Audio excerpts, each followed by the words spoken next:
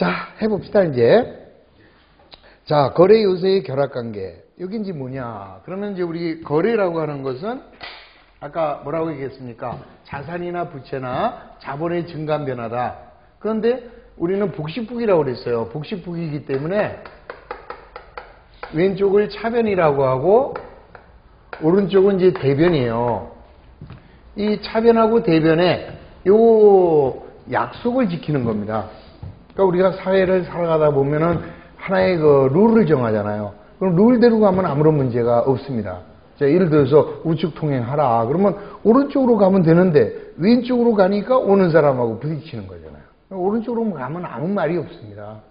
또 뭐 가끔 사우나 가시잖아요. 그럼 남자는 남탕으로 가기로 약속돼 있어요. 아무 일 없습니다. 여탕에 왜 들어가냐. 그러니까 이 약속을 어기니까 문제가 생기는 겁니다. 그래서 그 약속을 지금부터 여러분들이 많으냐, 많지도 않아요. 아주 간단한 약속.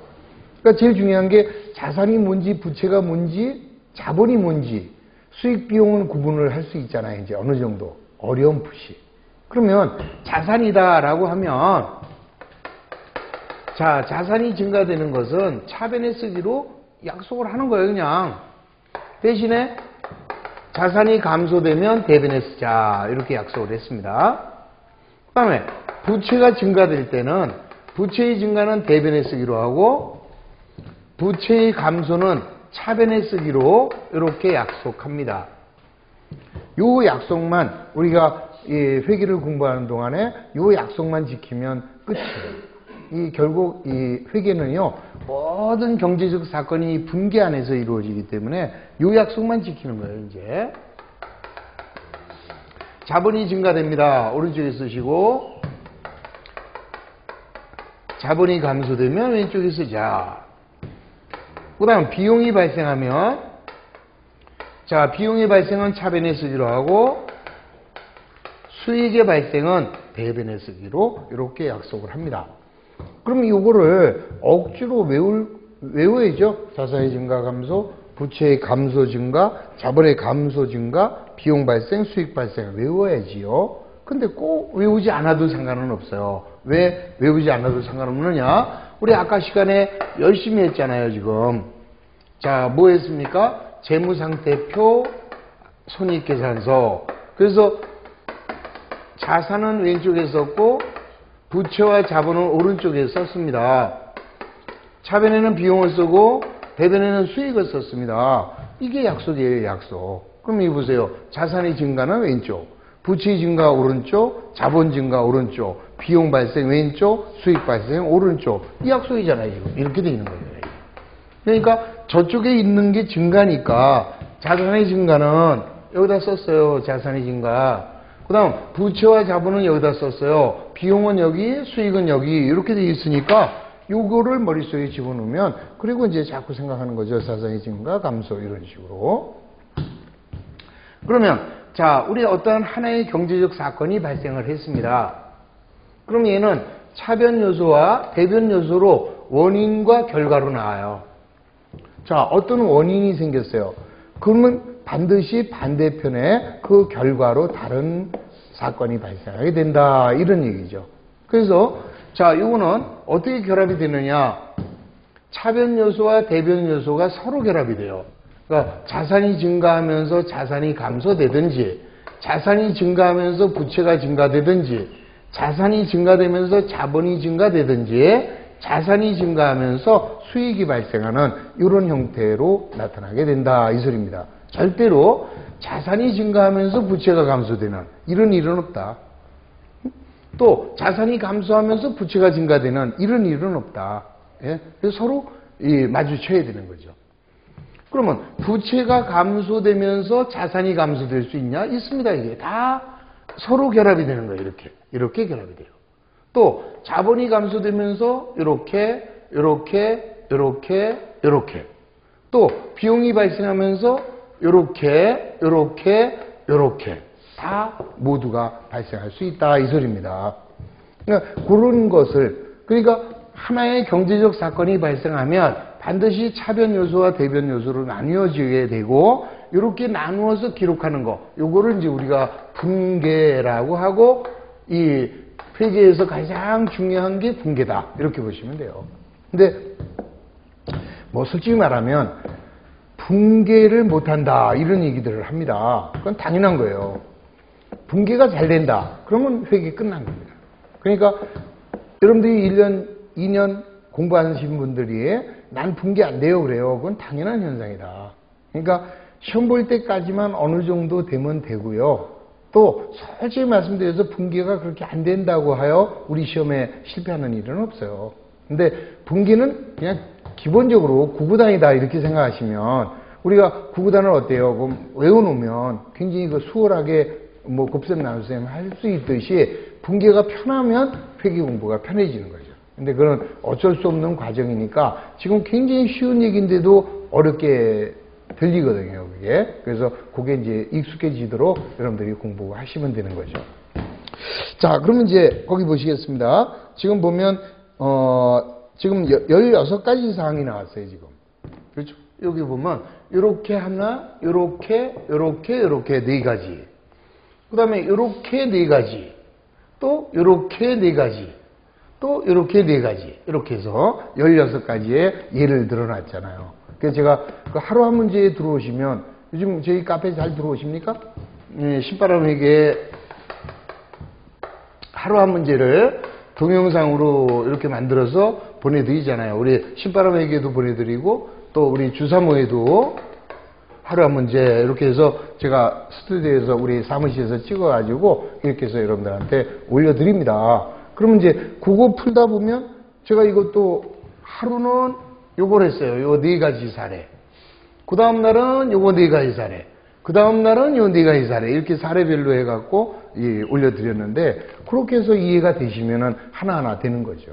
그래서 요거를 종합적으로 한번 더 들어보시고 특히 이 기초회계는 들으면 들을수록 이제 잘 있게 되는 거예요. 그러니까 오늘 좀 새로운 게 나왔다 하더라도 또 지나면 또 그 얘기 또 나오고 하니까 크게 고민하지 마시고. 자, 한번 4가지 사례를 보겠습니다. 복사가 안 되세요? 네? 복사가 안 되세요? 복사가 안 될 리가 있나요? 복사 빼니까 안 돼요. 복사 됩니다. 혹시 그 드래그 얘기하시는 거예요? 드래그는 못하지만 이제 인쇄는 되죠. 인쇄는 되고. 그러니까 드래그를 막은 이유는 뭐냐면 무임승차 하시는 분들이 가끔 있거든요. 그래서 무임승차라는 게 뭐 돈을 내고 그런 게 아니라 이 경우에 따라서는 이제 그 뭐라고 합니까? 저는 열심히 문제를 만드는데 이 다른 사람은 문제를 여러분들은 그냥 공부만 하시면 되잖아요. 근데 간혹 이제 그런 일이 있어가지고 드래그는 못하도록 이제 대부분들 그렇게 합니다. 이 책 같은 거 만들 때도 저작권 이런 문제가 있잖아요. 그래서 일반적으로 그렇게 걸어 놓는 거죠. 근데 여러분들이 뭐 출력해서 쓰시는 데는 전혀 문제 없으니까 그렇게 이해해 주시고. 자, 한번 4가지 사례를 한번 보겠습니다. 자, 가능하면 그 교재하고 맞춰서 설명을 드릴게요. 자, 먼저 1번. 자, 자산이 증가되면서 자산이 감소되는 거 가장 많습니다, 이게. 사실은. 거긴 지금 하나만 해놨죠? 근데 왜 하나만 있겠습니까? 자, 여기서 뭐라고 했어요? 상품을 매입하고 대금은 현금으로 지급했다. 그러면 상품을 매입하고 대금을 현금으로 줬다. 그게 경제적 사건이에요. 그러니까 거래죠, 이렇게. 거래가 발생했으면, 자, 먼저 상품이라는, 그러니까 항상 그리고 회계는요, 누구 입장에서 이런 그 장부를 기록하느냐, 사장의 입장이 아니라는 거. 사장의 입장도 아니고 오로지 기업의 입장에서 생각하는 거예요. 그럼 우리 회사로 볼 때는 뭐가 들어왔어요? 상품이 들어왔다 이 말이죠. 그럼 상품은 자산이고, 그러니까 상품이라는 자산이 증가됐으니까 차변에다가 상품 얼마 이렇게 되죠. 자, 대금은 현금으로 줬대네. 그러면 현금이라는 자산은 나갔다 이 소리 아닙니까? 그래서 차변에는 상품, 대변에는 현금 이렇게 되겠죠. 반대도 마찬가지예요. 예를 들어서 상품을 팔아볼까요? 자, 상품이라는 자산이 감소됩니다. 대신에 돈 받아요. 돈 받으면 현금이라는 자산 이렇게 늘어나지 않습니까? 그럼 이것도 자산의 증가, 자산의 감소 똑같은 거예요. 또 돈 안 받으면 어떻습니까? 외상으로 했다. 외상으로 하게 되면 어때요? 내가 받아야 할 외상 내출금이라는 자산이 늘어나잖아요. 자산이 증가되면서 자산이 감소되는 겁니다. 그러니까 무지하게 많아요. 하나의 지금 예를 들어놓은 거에 불과하지 이런 사례들을 이해하시면 돼요. 그 다음에는 자산이 증가되면서 자 여기 이제 1번 케이스였고 부채가 증가되는 케이스. 이건 이제 일반적으로 어때요? 상품을 외상으로 샀다. 그러면 상품을 외상으로 사오면 상품이라는 자산은 증가되면서 갚아야 될 빚이 생겼습니다. 외상 매입금이라는 부채가 발생했죠. 그럼 자산은 늘어나면서 부채가 늘어난 거죠. 이거 말고도 얼마든지 된다 그랬습니다. 현금을 10만 원 빌려왔습니다. 우리 회사가. 그럼 10만 원을 빌려오면 현금이라는 자산은 증가되면서 갚아야 될 빚이 생겼네. 그럴 때 우리는 차익금 이런 식으로 정리가 된다 이 소리입니다. 그러니까 여기 있는 거는 교재에 나와 있는 건 하나의 예를 들어놓은 것이지 이거 외에도 얼마든지 존재한다 이렇게만 보시면 되겠습니다. 자, 세 번째는 자산이 증가되면서 자본이 증가될 수 있느냐 이게 자 어떤 경우에요? 자 현금을 100만 원 출자해서 영업을 개시하다. 그러면 아까 제가 뭐라고 그랬어요? 이런 회계 처리는 기업의 입장에서 하는 거지 주인의 입장에서 하는 게 아니다 그랬어요. 그럼 기업주로 볼 때는 100만 원이 나갔지만 회사로 볼 때는 100만 원이 들어온 거 아니에요. 그래서 우리 회사에는 현금이라는 자산이 늘어났고 그 현금은 우리 기업의 자본 미천이 됐어요. 그래서 자본금이라는 자본이 증가된다 이 소리죠. 이렇게. 이해가 되셨죠? 자, 그 다음에는 자산이 증가되면서 수익이 발생했다. 이것도 많죠? 자, 예를 들어서 집세를 받았어요. 내가 남에게 건물을 빌려줬는데 오늘 임대료를 받았습니다. 그러면 임대료는 자 우선 돈이 들어왔습니다. 현금이라는 자산이 늘어나면서 임대료라는 수익이 발생했다. 이 소리 되겠죠? 또 내가 누구한테 돈을 빌려줬다가 오늘 이자를 받았습니다. 그러면 현금이 들어오면서 이자 수익이라는 수익이 발생하겠죠. 이렇게 해서 자산이 증가되면서 수익이 발생 이렇게 되는 거죠. 이해됐습니까? 자, 그럼 이제 거기서는 뭐라고 나왔습니까? 거기서는 대여금에 대한 이자를 현금으로 받았다 이랬으니까 현금이라는 자산이 증가되면서 뭐가 생겼다고요? 이자 수익이라는 수익이 발생했다 이렇게 되는 거죠. 그 다음에는 부채가 감소되면서 자산이 감소되는 케이스. 이게 이제 5번 케이스입니다. 거기 보면 외상매입금을 현금으로 지급했대요. 그러면 그리고 항상 이거를 차변 요소와 대변 요소로 나눠 주는데 이렇게 나누어 기록하는 거를 분계라고 그랬습니다. 분계를 꼭 차변부터 해야 될 필요는 없어요. 편한 대로 하시는 거예요. 그럼 지금 보면 외상값을 현금으로 줬다. 그러면 현금이 나갔을 거 아닙니까? 그러면 어디다 쓰면 돼요? 대변에다가 현금 얼마 나갔다 이렇게 쓸 거 아닙니까? 그러면 왜 현금이 나갔습니까? 빚 갚았잖아. 그러면 현금이 나감으로써 자기가 갚아야 할 외상 매입금은 감소됐다라는 걸 알 수 있죠. 그래서 외상 매입금의 감소, 부채의 감소, 그 다음에 자산의 감소 이렇게 이루어진 거죠. 그 다음에는 부채가 감소되면서 부채가 증가됐다. 자, 거기서 뭐라고 그랬습니까? 외상 매입금을 약속어음을 발행하여 지급하였다 이랬어요. 이건 뭐냐면은 우리가 자 조금 아까 상품을 외상으로 한번 사볼게요.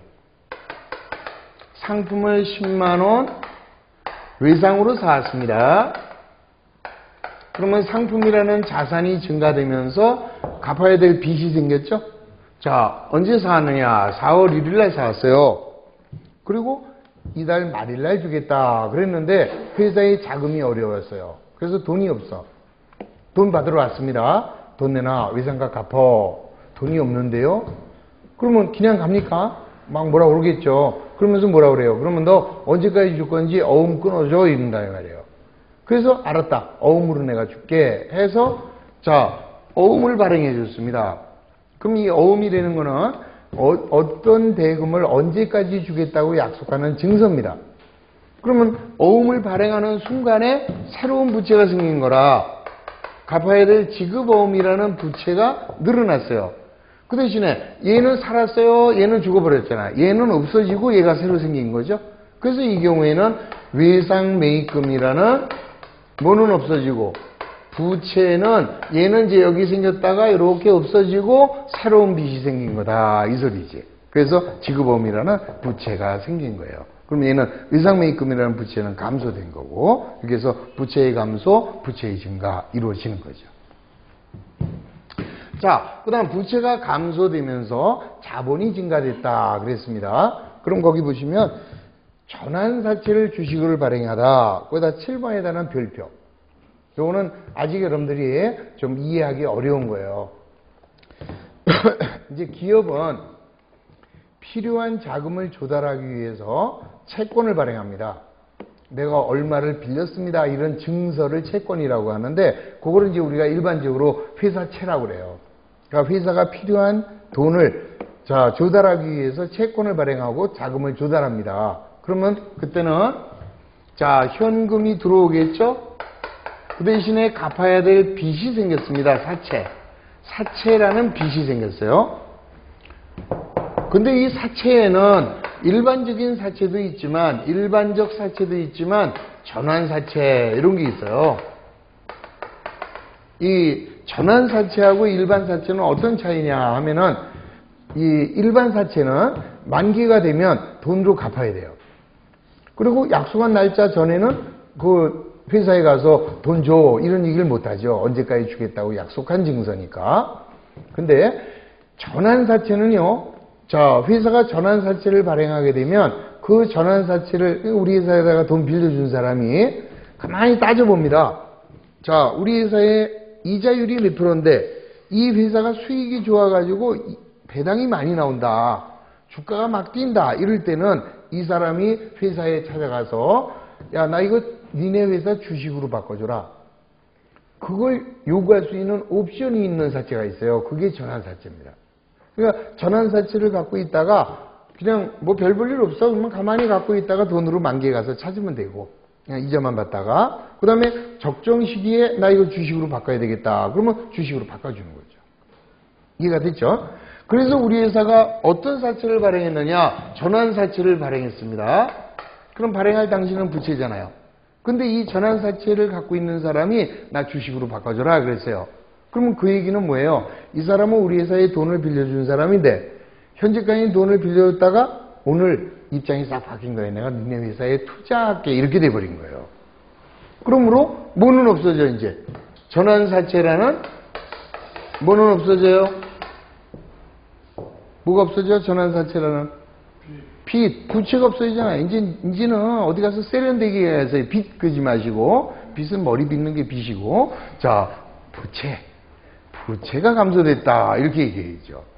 그 대신에 그만큼 회사에 투자한 거니까 회사로 볼 때는 뭐가 늘어난다? 자본금이 늘어나게 된다 이 소리예요. 그래서 한쪽에는 부채가 감소되면서 자본이 증가되는 이런 케이스가 생겼다 이 소리죠. 이해되셨죠? 얼마든지 가능하다라는 거예요. 다시 뭐 이렇게 복잡하게 생각하세요. 전환사채란 돈을 회사에 빌려준 사람이 요구하면 주식으로 바꿔줄 수 있는 거다. 주식은 투자예요. 그럼 이제 우리 회사가 전환사채를 발행을 해서 돈을 빌렸는데 현금을 빌렸는데 얘가 어느 날 와서 나 주식으로 바꿔줘 그랬어요. 그러니까 옛날에는 돈을 빌려준 자가 이제 투자를 하겠다. 자본주로 바뀌었다 이 말이에요. 그러면 전환사채라는 부채는 없어지면서 그 돈이 자본이 되잖아요. 우리 회사에. 그래서 자본이 늘어난다 이 소리죠. 부채는 감소되고. 오케이? 몰라도 됩니다. 그 정도는 몰라도 관계없습니다. 나중에 사채를 배우게 되면 자연스럽게 이해될 수 있는 거. 그 다음에 부채가 감소되면서 수익이 발생할 수 있다. 이건 뭐냐 하면은 우리 회사에 이제 돈을 빌려준 사람이 있어요.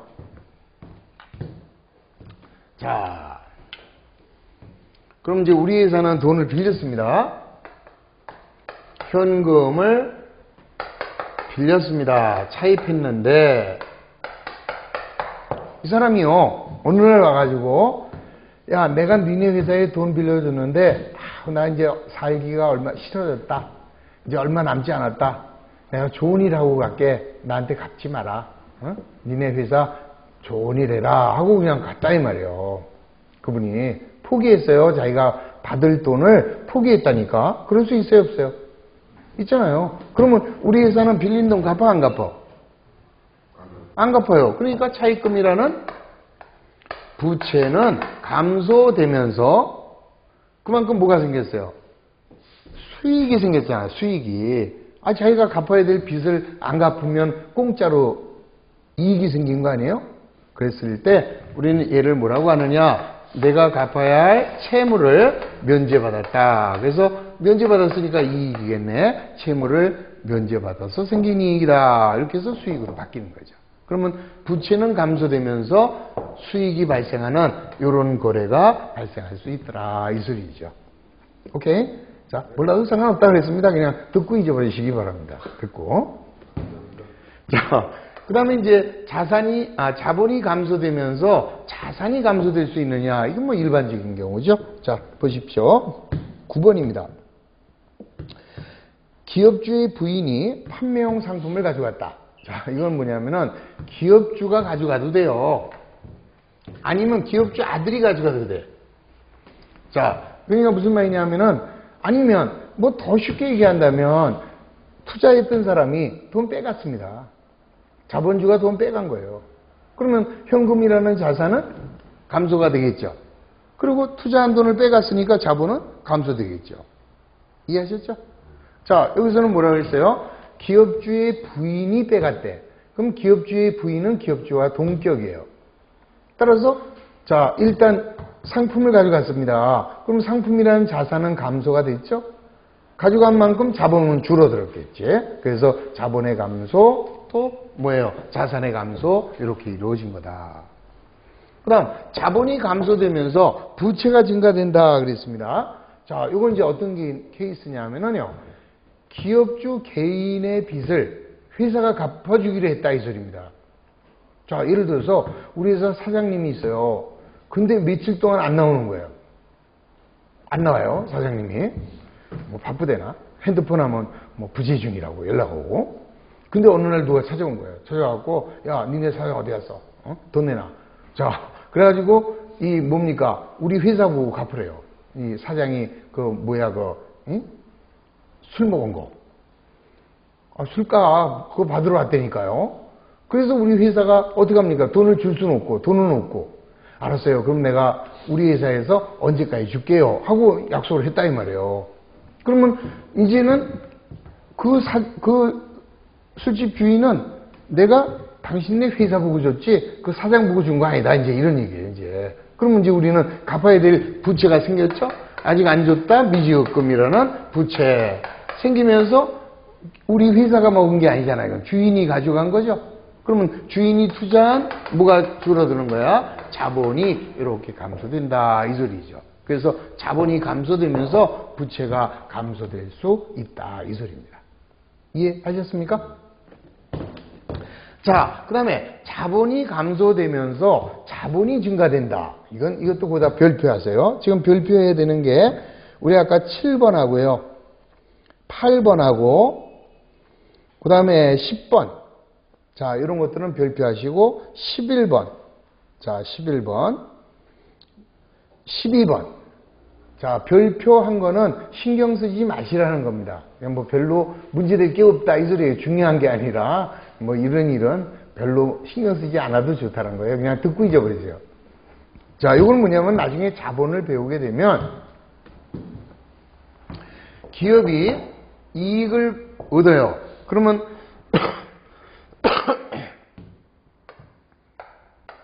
자, 예를 들어서 손익 계정을 그리면 비용 수익 이렇게 기록이 됩니다. 그러면 여기가 70, 여기가 100이에요. 그러면 30원 이익이 나오잖아요. 그러면 개인 기업은 이익이 나온 만큼 자본이 늘어나요. 근데 주식회사 같은 데서는 이익이 나왔다고 해서 이걸 자본으로 바로 보내지 못합니다. 이익이 나오면 이익이 남은 만큼 잉여금이라는 이렇게 자본항목으로 쌓아둬요. 좀 어렵다라고 얘기했습니다. 이건 자본회계를 배우면 아무것도 아닌데. 자, 좌우지간에 기업이 벌어들인 돈, 그거를 잉여금 이렇게 얘기해요. 또는 기업이 벌어들인 돈을 이렇게 잉여금에서 쌓아둬요. 쌓아두는 걸 적립금이라고 그래요. 그럼 적립금도 자본이지, 그죠? 근데 회사가 이제 이익이 나서 쌓아둔 적립금을 이거를 회사의 정상 주식으로 발행해서 주겠다, 이거 주주들한테. 그러면 뭐는 없어지겠어요? 쌓아둔 돈은 적립금은 없어지면서 주주한테 주식으로 줘버리니까 뭐는 다시 늘어나요. 우리 회사의 자본이 늘어날 거다, 이 소리죠. 그러니까 내가 얘기했잖아요. 여러분들이 자본회계를 안 배웠는데 자본회계를 여러분들이 보통 한 8시간 정도 들어요. 그래도 이해가 안 되는 부분인데 지금 제가 불과 2분 만에 이해시킨다면 제가 천재게요. 그러니까 그냥 듣고 잊어버리시라. 그러니까 다시 얘기하면 회사가 장사를 해서 번 돈을 적립금, 쌓아둔 돈입니다. 쌓아둔 돈은 누구에게? 주주에게, 주주 거니까 주주한테 현금으로 줄 수 있어요. 그러면 그때는 적립금이라는 자본이 줄면서 현금으로 줬으니까 현금이라는 자산이 감소됐는데 회사에서 그거를 우리 회사의 자본으로 만들겠다. 그럴 때는 회사가 주식으로 줘버리겠다 이 소리예요. 주식으로. 그러면 주식을 발행하게 되면 회사에는 그만큼 돈이 들어온 거 아니겠습니까? 자본이 자본이 늘어나는 거다 이 소리지. 그러니까 어떤 적립금은 없어지고 적립금이라는 자본은 없어지고 자본금이라는 자본은 증가하게 된다 이 소리지. 적립금도 자본 항목이에요. 오케이? 그러면 적립금을 주식으로 줘버리게 되면 적립금이라는 자본은 줄면서 자본금이라는 자본은 늘어나는 거다 이 소리라. 그래서 자본의 감소와 자본의 증가가 동시에 발생할 수 있다 이 소리입니다. 이해가 되셨죠? 그 다음에 자본이 감소되면서 수익이 발생할 수 있느냐? 있습니다. 자, 예를 들어서 우리 회사가 받아야 될 집세를 주인이 받은 거예요. 여긴 제가 재밌게 하려고 사장 아들이 받아갔다라고 했잖아요. 사장 아들이 자, 건물 임대료를 받아가지고 그냥 써버렸어요. 그거. 그럼 좌우지간에 임대료라는 뭐는 발생했어요? 수익은 발생했는데 그건 누가 가져간 거야? 아들이 가져간 겁니다. 아들이 가져간 건 주인이 가져간 거죠. 주인이 가져간 만큼 자본은 줄어들었다라는 걸 알 수 있죠. 그래서 자본의 감소와 수익의 발생이 이루어질 수 있는 것이죠. 아시겠지? 자, 잘 모르는 거는 제가 다시 한번 얘기하지만 몰라도 되는 거다 이렇게 생각하시고 제가 별표해 드리는 건 신경 쓰지 마십시오. 자, 13번. 비용이 발생하면서 자산이 감소된다. 이건 아주 보편적인 거죠. 자, 광고비를 현금으로 줬다. 그러면 광고비라는 비용이 발생하고 현금이라는 자산은 감소됐죠. 이자 비용을 현금으로 줬다. 현금은 나가면서 이자 비용 발생했죠. 집세를 현금으로 줬다. 집세라는 비용이 발생하면서 현금이라는 자산이 감소됐습니다. 이렇게. 자, 그 다음에 자, 비용이 발생하면서 부채가 늘어날 수 있느냐? 자, 이것도 있습니다. 자, 보세요. 내가 현금을 100만 원을 빌렸어요. 빌린 돈을 차입금 이렇게 얘기합니다. 그럼 자산이 증가하면서 부채가 증가됐어요. 자, 1년이 지났습니다. 이자 달래요. 이자. 근데 이자 줄 돈이 없어요. 그래서 미안한데 이자 줄 돈이 없어. 나중에 줄게. 그러면 그 사람이 뭐라고 그래요? 그래 알았어. 이자만 나중에 줘 그래요? 그럼 너 원금에 더 붙일 거야. 이렇게 버리죠. 원금에 붙여버린다니까? 원금에 붙여야 이자가 더 늘어나지. 그럴 거 아니에요. 그러니까 복리에 복리가 되는 거예요. 그럼 자부지간에 우리 회사는 이자 더 늘어난 거 아니겠습니다. 10만 원이. 그러면 그만큼 더 빌린 게 되는 거다. 이 소리죠. 더 쉽게 할까요? 자, 요거를 이렇게 어렵게 생각하지 마시고 이자 받으러 왔어요. 까짓 건 뭐 10만 원 돈이야? 주세요. 줬어요? 미안한데 그 10만 원 나 다시 좀 꽂으면 안 될까? 이랬어요. 그래서 걔가 그래라 하고 다시 우리가 돈을 빌렸습니다. 그러면 현금은 10만 원을 빌리면서 이건 다시 빌린 돈이 되죠? 차입금. 뭘 줬다가 빼서 그냥 처음부터 야 이것도 빌린 걸로 하자 이래버리면 되지. 그죠? 그러면 비용이 발생하면서 부채 증가될 수 있다 이 소리예요. 오케이? 그것도 뭐 거의 드문 현상이거나 잘 나타나지 않는데 이런 일이 있다는 걸 제가 지금 설명을 드리는 겁니다. 자, 비용이 발생하면서 자본이 증가된다 그랬습니다. 자, 이것도요. 자, 예를 들어서 종업원에게 급여를 줍니다. 급여는 뭘로 줘요? 월급은. 현금으로 줘야 되잖아요. 근데 급여를 주식으로 줘봐요. 아, 우리 회사 잘 되는 회사니까 돈 대신에 주식 가져가라. 이렇게 줄 수 있죠? 그러면 급여라는 비용이 발생하면서 자본이 늘어났죠. 그러니까 항상 이제 우리는 자본을 한 사람이다라고 개인 회사라고 생각하면 복잡해져요. 주식회사는 여러 사람이 모여서 만드는 회사죠. 그래서 주식을 발행하면 회사에서는 자본이 늘어나는 거예요.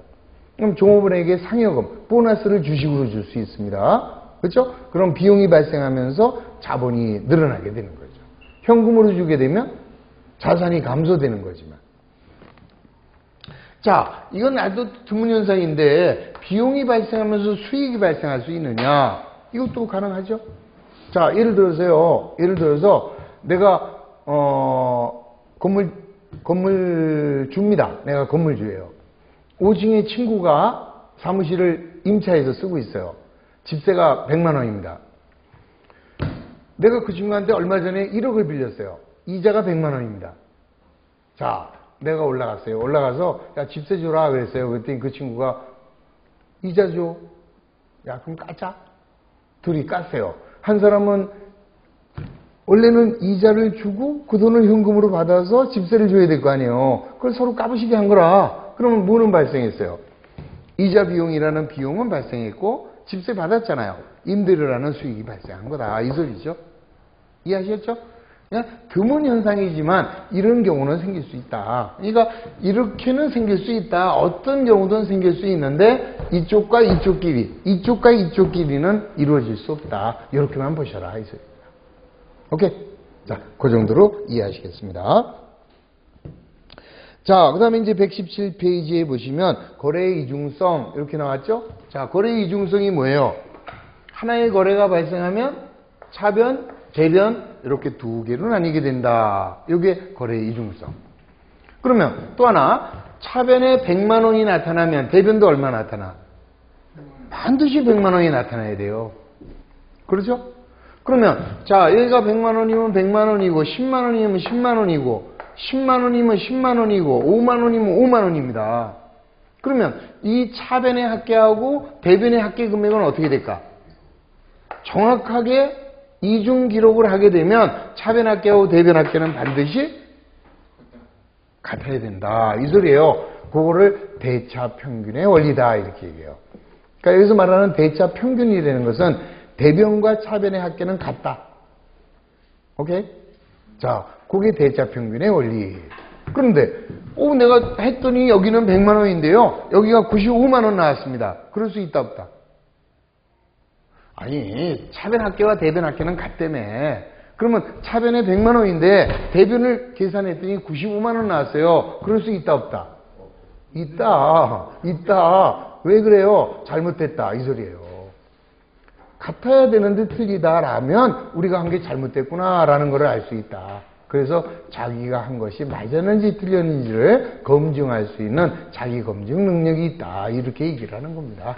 자, 그래서 거래의 이중성, 대차 평균의 원리. 자, 그다음 맨 마지막에 자, 118페이지 위에서 네 번째 줄. 따라서 기업은 대차 평균의 원리에 의하여 계정 전체의 차변 합계와 대변 합계가 일치하는지를 자동적으로 확인하게 되는데 이를 회계의 자기관리 또는 자기검증 기능이라고 한다. 이 소리예요. 거기까지 이해하셨죠? 자, 우선 이제 거기까지만 관련된 문제를 좀 한번 풀어보면서 자, 다음 또 넘어갈게요. 어디로 가시느냐 하면은 교재 자, 쭉 갑니다.